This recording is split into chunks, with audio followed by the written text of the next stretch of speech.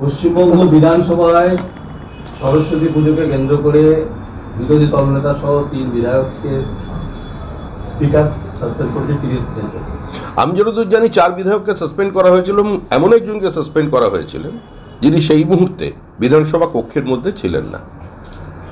সংসদীয় গণতন্ত্রে মুখ্যমন্ত্রীর পরেই স্থান হচ্ছে বিরোধী দলনেতার। বিধানসভাটা শাসক দলের নয়, বিরোধীদের। তো যেখানে 4 বার বিরোধী দলনেতাকে সাসপেন্ড করা হয় সেখানে সংসদীয় ব্যবস্থা কি গতিশীল না স্থবির?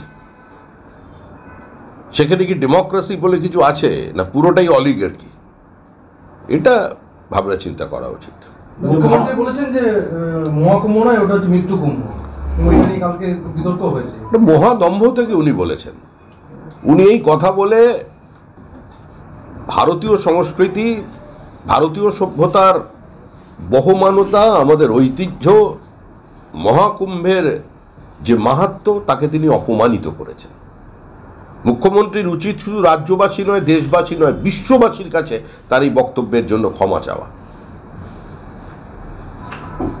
এর প্রতিক্রিয়া হবে এবং মুখ্যমন্ত্রীর বিদায়টা আরো ত্বরান্বিত হবে। দাদা, ঘাটাল মাস্টার প্ল্যান রূপায়ণে আবার জমি জট এবং তারই মধ্যে সেখানকার মানুষজনরা মহামিছিলেরও ডাক দিয়েছে, কি বলবেন?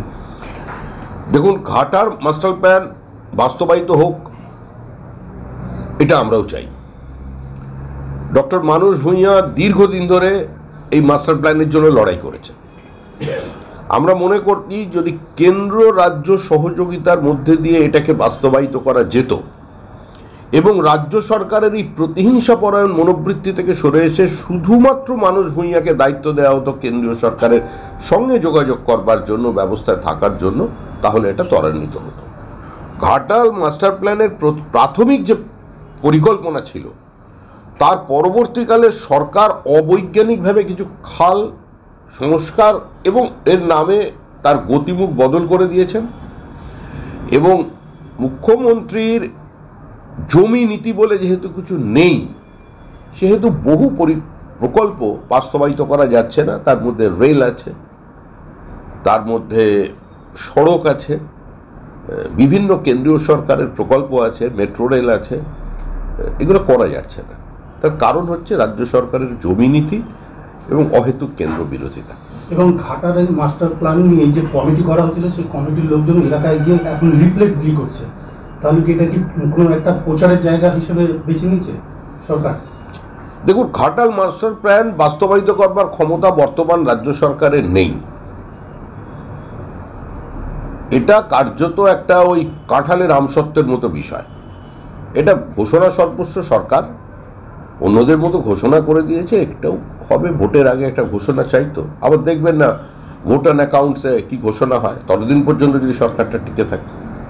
শ্রমিকরা দেউচা পাচামি কয়লা খনি মুখ্যমন্ত্রী বলেছে পশ্চিমবঙ্গে দিগন্ত করে যাবে, কিন্তু বিরোধী দলনেতা বলেছে কয়লার এই পাথর আছে। আপনি কি একমত? দেখুন, প্রাথমিকভাবে দেউচা পাচামির যে রিপোর্ট মানুষের কাছে এসেছিল, পাবলিক ডোমেন এসেছিল, সেটা আপনিও জানেন। সেখানে দেউচা পাচামির প্রকল্পটা লাভজনক বলে তখন বিশেষজ্ঞরা মনে করছিলেন না। পরবর্তীকালে যদি কোনো পরিবর্তন হয়ে থাকে সেটা আমার জানা নেই। তবে এত গোপনীয়তা কেন? একটা কয়লা উত্তোলন করবার জন্য সেখানে সাংবাদিকরা ঢুকতে পারবে না, সেখানে পুলিশ মহিলাদের ওপর নির্বিচারে লাঠিচার্জ করবে, এটা কি কোনো প্রকল্প? এভাবে কি কোনো প্রকল্প চলতে পারে নাকি? দিগন্ত খুলবেন কোথায়? খুলতে যদি অশোকনগরের পিএমএলটা তাড়াতাড়ি স্যাংশন করে, প্রায় 100 স্কোয়ার কিলোমিটার জমির থেকে ওএনজিসি আর অয়েলের প্রজেক্ট, যে আজকে তেলের উপর ভেসে আছে গোটা উত্তর 24 পরগনার বিস্তীর্ণ অঞ্চল। ময়েল ম্যাঙ্গানিজ ওর সম্পর্কে যে রিপোর্ট দিয়েছে, রাজ্য সরকারকে চিঠি লিখেছে, জিএসআই রিপোর্ট সাবমিট করেছে যে পশ্চিম মেদিনীপুর এবং ঝাড়গ্রামে বিপুল পরিমাণ ম্যাঙ্গানিজ ওর আছে। এটাই যদি তোলা যায় তাহলে এই অঞ্চলগুলো অর্থনীতি বদলে যাবে। কিন্তু রাজ্য সরকারের উদ্যোগ কোথায়? কেন্দ্রের বহু প্রকল্পকে পশ্চিমবঙ্গে বাস্তবায়িত করতে দেয়া হচ্ছে না, শুধুমাত্র বিভাজনের রাজনীতি, প্রতিহিংসার রাজনীতি, ঘৃণার রাজনীতির জন্য, রাজনীতির স্বার্থে রাজনীতির জন্য। দাদা, গত সপ্তাহে কলকাতায় এসে অজিত দোভাল বাংলার ইন্টেলিজেন্সের সঙ্গে বৈঠক করেছেন।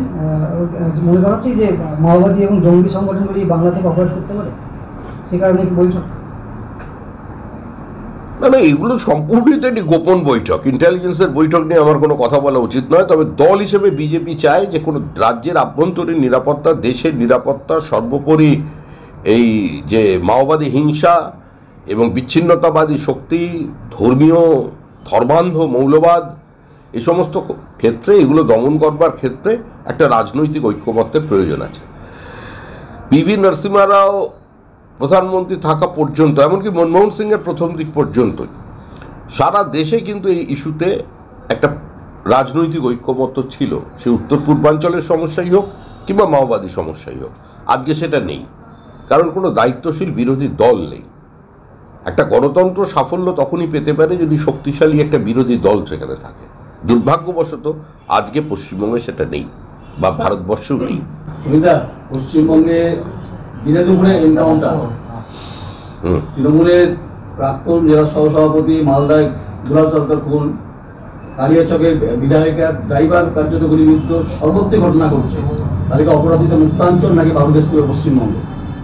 অপরাধীদের মুক্তাঞ্চল পশ্চিমবঙ্গ নাকি বারুদের স্তূপে রয়েছে পশ্চিমবঙ্গ? অপরাধীদের মুক্তাঞ্চল তো হওয়ার কারণ আছে। মুখ্যমন্ত্রী তো সঠিক কথাই বলছেন যে বহিরাগতরা ঢুকছে। তৃণমূলের বহু এলাকার কাউন্সিলররা সন্ধ্যাবেলা বাড়ি থেকে বেরোচ্ছেন না, তারা সিকিউরিটি নিয়ে ঘুরছেন। তার জন্য বাইরের রাজ্য থেকে পর্যন্ত তারা তাদের সিকিউরিটির লোকজনকে নিয়ে আসছেন। এটাই তো সবচেয়ে দুর্ভাগ্যজনক স্থিতি। আর তৃণমূল এখন তৃণমূলকে মারছে। আপনি গত 2 বছরের হিসাব দেখে নিন, সবচেয়ে বেশি খুন হয়েছে তৃণমূল কংগ্রেস। আর অভিযোগের তীর পরিবারের তৃণমূল কংগ্রেসের দিকেই। প্রত্যেকে সিবিআই তদন্ত চাইছে। কেন চাইছে? কারণ পুলিশ সিআইডির ওপরে আস্থা নেই। তৃণমূলের দুর্বল গ্রুপকে শাসক দল মাথায় হাত রাখছে না, সার্ভাইভাল অফ দ্য ফিটেস্ট। তো সেই জন্য তৃণমূলের যারা শক্তিশালী তারা এগিয়ে আসছে। কিছু কিছু জায়গায় প্রতিহিংসার কারণে এগুলি চলছে। তৃণমূল থাকলে এগুলো হবে। সিবিআই ভূমিকা বলছে কিন্তু আর্যিকরের ঘটনার পরিপ্রেক্ষিতে নগর দায়রা আদালতে বিচারপতি কার্যত সিবিআইকে একদম তোপের মুখে রেখেছে। এত অনীহা কেন? কারণ আপনাদের মধ্যে দ্বন্দ্ব রয়েছে সিবিআই ভূমিকা। না না, আমরা তো বলছি সিবিআই এর তদন্তের গতির যেভাবে স্লথ হয়েছে, বা সিবিআই এর তদন্তের গতি নিয়ে আমরাও সন্তুষ্ট নই। কিন্তু আমাদের বিশ্বাস আছে, বা পশ্চিমবঙ্গের মানুষের বিশ্বাস আছে, এই কেন্দ্রীয় তদন্তকারী সংস্থাই এই সমস্যার সমাধান করতে পারে। এবং যেহেতু আমরা বিচার ব্যবস্থায় বিশ্বাসী, বিচারপতিদের উপর আমাদের আস্থা আছে, আমরা বিশ্বাস করি কোর্টই এদের দিশা দেখাবে। কোর্টের মনিটরিংয়ে এবং কোর্টের অবস্থানেই এই তদন্ত বাস্তবায়িত হবে। শুভেন্দু অধিকারী বলছেন কেউ যদি আমার কৃষক স্পর্শ করে তার জন্য মমতা বন্দ্যোপাধ্যায় দায়ী থাকবে, এবং পাল্টা মমতা বন্দ্যোপাধ্যায় বলছেন মুসলিমরা যদি প্রতিবাদ করে তাহলে সামলাতে পারবেন। মমতা বন্দ্যোপাধ্যায়ের দল পশ্চিমবঙ্গে দাঙ্গা চাইছে। যেন তেন প্রকারেণ পশ্চিমবঙ্গটাকে পশ্চিম বাংলাদেশ বানিয়ে দেওয়ার একটা অবস্থা তৈরি করে দিচ্ছে।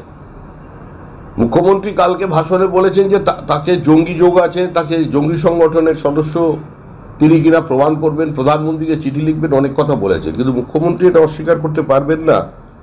বা যারা রাজনৈতিক ধারাভাষ্যকার আছে তারাই বলছেন যে 1946 সালের আগে পরিস্থিতি আজকে পশ্চিমবঙ্গে তৈরি হয়েছে, এবং সেটা মুখ্যমন্ত্রী সরকার পরিচালনার কারণেই।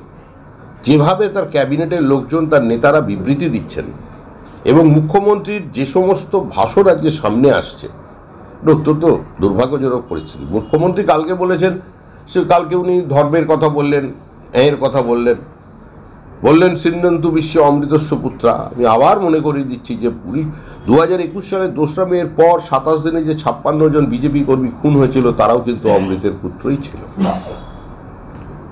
বিজেপির হিন্দুত্ববাদের বিরুদ্ধে মমতার ব্রাহ্মণ্যবাদ, তো বিভিন্ন হিন্দুত্ব কোনো বাদ নয়। Hindutva way of life. Hindutva বহুত্ববাদ। হিন্দুত্ব হচ্ছে যত মত তত পথের কথা। আর সেটাকে বাঁচিয়ে রাখবার জন্যই একটা সংঘবদ্ধ শক্তিশালী নির্দিষ্ট ভূখণ্ডের প্রয়োজন আছে, সে কথাই আমরা বলি। আর মুখ্যমন্ত্রী ব্রাহ্মণ কি অব্রাহ্মণ এসব তো চর্চা পশ্চিমবঙ্গে ছিল না, উনি টেনে এনেছেন। তবে আমার যতদূর মনে পড়ছে উনি ঠাকুর বাড়িতে গিয়ে অনেকদিন আগেই উনি কিন্তু ব্যানার্জি পদবি ত্যাগ করে এসছেন। উনি বলেছিলেন আজ থেকে আমি আর মমতা ব্যানার্জি নই, আমি ব্যানার্জি ছেড়ে দিলাম, আমি মতুয়া হয়ে গেলাম। এখন আবার উনি ব্যানার্জির কথা বলছেন। আমরা এসবের মধ্যে নেই। নাগাল্যান্ডের অস্ত্র বাংলায় বমরম এবং 10-15 লক্ষ টাকা খরচ করলেই নাগাল্যান্ডের অস্ত্রের লাইসেন্স বাংলায় পাওয়া যাচ্ছে। নাগাল্যান্ডটা এখন অশান্ত হয়েছে, খুব একটা বেশি দিন অশান্ত ছিল না, মাঝে মধ্যে ওখানে হয় এই ধরনের গণ্ডগোল। আর পুলিশ এই অস্ত্র উদ্ধার করছে কি, 15 বছরের আগে ফাটা ওই একটা 1 ঘড়া রিভলভার, ওই মানে সেগুলো তো কোনো দম নেই, ওদিকে কোনো লোকও মরবে না, ওই অস্ত্র উদ্ধার করে নাটক করছে। যত গাঁজা এখন পর্যন্ত ধরা পড়েছে মানে বিভিন্ন থানায় যত গাঁজা কেস দিয়েছে, অত পোস্তই আজকে বর্ধমানে তৈরি হয় না। মুর্শিদাবাদে চীনা লোগো লাগানো অস্ত্র পাওয়া যাচ্ছে। হ্যাঁ, মুর্শিদাবাদে চীনা লোগো লাগানো অস্ত্র। আরে মঙ্গল গ্রহেরও অস্ত্র পাওয়া যাবে। অস্ত্রই তৃণমূলই অস্ত্র, বোমাই ভিত্তি আর ধ্বংসই ভবিষ্যৎ, এটাই তৃণমূল। দাদা, কংগ্রেস সাংসদ গৌরব গর্গের স্ত্রী পাকিস্তানের যোগ অভিযোগ, কংগ্রেস ও বিষয়ে আমি জানি না, আসাম অনেক দূরে আর ওই দিল্লির ওসব দূরে, ওসব ব্যাপারে আমি ঠিক বলতে পারবো না। 2021-এ বিজেপি এবং আরএসএস এর মত মিলছিল না, এখন যে এবার কে জানতে পারলো? এবারে কি মনে কে এটা শুনতে পেলো? কে জানলার পাক দিয়ে উকি মেরে এটা জানতে পেরেছে? আরএসএস কি রাজনীতি করে নাকি যে আরএসএস সঙ্গে বিজেপির রাজনৈতিক মতামত থাকবে? কোথা থেকে এসব খবর আসছে? আরএসএস বিজেপি, আরএসএস এর সম্পর্কে কোনো আরএসএস এর মুখপাত্র তো আমি নই, আমি এসব কি করে বলতে পারবো? আমি ছোট প্লেয়ার। কি আপনারা চাইছেন না কে? থাকলেও চলবে? আরএসএস সহযোগিতা চাইছেন না থাকলেও চলবে? আরে রাষ্ট্রীয় স্বয়ংসেবক সংঘ কি কাজ করতে চায় সেটা যদি মানুষ মানে বিরোধীরা যখন বুঝতে পারবে, তার আগেই সংঘ সমাজ জীবনে বিলীন হয়ে যাবে, সমাজ সংঘময় হয়ে যাবে। সংঘের কাজটা অনেক ব্যাপক, সেটাকে ব্যাপকতর জায়গায় নিয়ে যাওয়াই হচ্ছে সংঘের উদ্দেশ্য। সংঘের উদ্দেশ্য একটা ওই ভোটে লড়াই লড়িয়ে। আচ্ছা, ঘাটাল মাস্টার প্ল্যান যেটা একটা হয়ে গেল, কথা হ্যাঁ, হচ্ছিল, হ্যাঁ। ওটা দেবের তো স্বপ্ন একটু সংসদে 500 কোটি টাকার তার বরাদ্দ হয়েছে, যা অবস্থা সেটা কি তাহলে কি বাস্তবায়িত হবে না মনে হচ্ছে আপনার? কি ঘাটালের যে অবস্থা, ঘাটাল মাস্টার প্ল্যানে মুখ্যমন্ত্রীর 500 কোটি টাকার একটা ঘোষণা, ওটা শুধুমাত্র আগামী 2026-এর নির্বাচনকে সামনে রেখে। ডক্টর মানুষ ভূঁইয়াও জানেন, দেবও জানে, যদি ব্যাপারটার মধ্যে ঢুকে থাকে উনিও জানেন যে কেন্দ্র রাজ্য সহযোগিতা ছাড়া এবং রাজ্যের জমি নীতি পরিবর্তন ছাড়া আজকে ঘাটাল মাস্টার প্ল্যান বাস্তবায়িত করা সম্ভব নয়। যখন থেকে আজ থেকে 30 বছর আগে ঘাটাল মাস্টার প্ল্যানের বা 20 বছর আগেও যদি ধরে নেওয়া যায় যে অবস্থা ছিল বাস্তবায়িত করবার জন্য, আজকে 20 বছর পরে এবং গত 11 বছরে এই সরকার যা যা করেছে বিভিন্ন খাল নদীর ক্ষেত্রে, তাতে আরও পরিস্থিতি জটিল হয়ে গেছে। মুর্শিদাবাদে চীনা লোগো লাগানো অস্ত্র পাওয়া যাচ্ছে। হ্যাঁ, মুর্শিদাবাদে চীনা লোগো লাগানো অস্ত্র। আরে মঙ্গল গ্রহেরও অস্ত্র পাওয়া যাবে। অস্ত্রই তৃণমূলই অস্ত্র, বোমাই ভিত্তি আর ধ্বংসই ভবিষ্যৎ, এটাই তৃণমূল। দাদা, কংগ্রেস সাংসদ গৌরব গর্গের স্ত্রী পাকিস্তানের যোগ অভিযোগ, কংগ্রেস ও বিষয়ে আমি জানি না, আসাম অনেক দূরে আর ওই দিল্লির ওসব দূরে, ওসব ব্যাপারে আমি ঠিক বলতে পারবো না। 2021-এ বিজেপি এবং আরএসএস এর মত মিলছিল না, এখন যে এবার কে জানতে পারলো? এবারে কি মনে কে এটা শুনতে পেলো? কে জানলার পাক দিয়ে উকি মেরে এটা জানতে পেরেছে? আরএসএস কি রাজনীতি করে নাকি যে আরএসএস সঙ্গে বিজেপির রাজনৈতিক মতামত থাকবে? কোথা থেকে এসব খবর আসছে? আরএসএস বিজেপি, আরএসএস এর সম্পর্কে কোনো আরএসএস এর মুখপাত্র তো আমি নই, আমি এসব কি করে বলতে পারবো? আমি ছোট প্লেয়ার। কি আপনারা চাইছেন না কে? থাকলেও চলবে? আরএসএস সহযোগিতা চাইছেন না থাকলেও চলবে? আরে রাষ্ট্রীয় স্বয়ংসেবক সংঘ কি কাজ করতে চায় সেটা যদি মানুষ মানে বিরোধীরা যখন বুঝতে পারবে, তার আগেই সংঘ সমাজ জীবনে বিলীন হয়ে যাবে, সমাজ সংঘময় হয়ে যাবে। সংঘের কাজটা অনেক ব্যাপক, সেটাকে ব্যাপকতর জায়গায় নিয়ে যাওয়াই হচ্ছে সংঘের উদ্দেশ্য। সংঘের উদ্দেশ্য একটা ওই ভোটে লড়াই লড়িয়ে। আচ্ছা, ঘাটাল মাস্টার প্ল্যান যেটা একটা হয়ে গেল, কথা হ্যাঁ, হচ্ছিল, হ্যাঁ।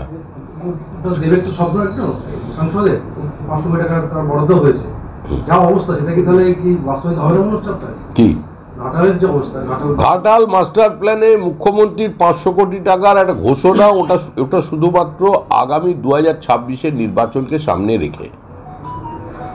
ডক্টর মানুষ ভূঁইয়াও জানেন, দেবও জানে, যদি ব্যাপারটার মধ্যে ঢুকে থাকে উনিও জানেন যে কেন্দ্র রাজ্য সহযোগিতা ছাড়া এবং রাজ্যের জমি নীতি পরিবর্তন ছাড়া আজকে ঘাটাল মাস্টার প্ল্যান বাস্তবায়িত করা সম্ভব নয়। যখন থেকে আজ থেকে 30 বছর আগে ঘাটাল মাস্টার প্ল্যানের বা 20 বছর আগেও যদি ধরে নেওয়া যায় যে অবস্থা ছিল বাস্তবায়িত করবার জন্য, আজকে 20 বছর পরে এবং গত 11 বছরে এই সরকার যা যা করেছে বিভিন্ন খাল নদীর ক্ষেত্রে, তাতে আরও পরিস্থিতি জটিল হয়ে গেছে। দাদা, বেহাল স্বাস্থ্য ব্যবস্থা নিয়ে কি রাজ্যকে তুলনা করলো হাইকোর্ট এবং প্রধান বিচারপতি যেটা মন্তব্য করেছেন যে একটা হুইল চেয়ারের জন্য মানুষকে কোর্টে আসতে হয়, আদালতকে নির্দেশিত হয়। দেখুন, তুলোধনার পরে আর কি আছে, যে যদি কিছু থেকে থাকে সে শব্দ আমার জানা নেই, সেটাও কিন্তু পার করে গেছে কোর্ট, এবং তৃণমূল এগুলো অভ্যস্ত হয়ে গেছে। তৃণমূলের যে সরকার আছে এর চামড়া গন্ডারের থেকেও মোটা। এটা কোনো প্রাগৈতিহাসিক যুগের চামড়া নিয়ে বসে আছে গায়ে। আপনি মামলার খালি হিসাব দেখুন, সুপ্রিম কোর্ট থেকে হাইকোর্টে 2026-এ নতুন সরকার এসে শ্বেতপত্র প্রকাশ করে জানাবে যে গত 15 বছর যাবৎ এই সরকার মামলা বাবদ মানুষের বিরুদ্ধে, রাজ্যের মানুষের দাবি দাবার বিরুদ্ধে মামলা বাবদ কত টাকা সুপ্রিম কোর্ট এবং হাইকোর্টে খরচা করেছে। আপনাদের বলছি, শ্বেতপত্র প্রকাশ করে জানান। মুর্শিদাবাদে তৃণমূল বিধায়কের বাড়িতে হানাইডি, জাতীয় মিশনের বাড়িতে। তৃণমূল মানেই তো বেশ খনি, টাকা পয়সা, বনেদি বড় লোকদের ব্যাপার। বড় বড় লোকেদের বাড়ি বড় বড় লোকেরা পৌঁছে যাবে, ইনকাম ট্যাক্স তো আমাদের বাড়ি যাবে না। আমরা একটি বনেদি গরিব, তৃণমূল হচ্ছে বনেদি বড় লোকদের পার্টি। বনেদি বড় লোকদের বাড়িতে একটু বেশি ধন সম্পত্তি থাকে, গেছে। আজকে কি এখানে সাংগঠনিক কোনো বৈঠক হচ্ছে, সেগুলো কি পদের অদ্ভুত বিষয় আছে কি? পদের অদ্ভুত ভাবে কোনো বিষয় আছে কি নাকি? রদ হবে নাকি বদল হবে সেটা সিদ্ধান্ত তো এখানে হবে না। আর সেটা সিদ্ধান্ত যেভাবে হয়, যে পদ্ধতিতে হয়, সেটা আমি আপনাকে জানাতে পারলে খুশি হতাম, কিন্তু আমারও ঘাড়ে খাড়া আছে, লাগানো আছে, আমি সেটা পারলাম না।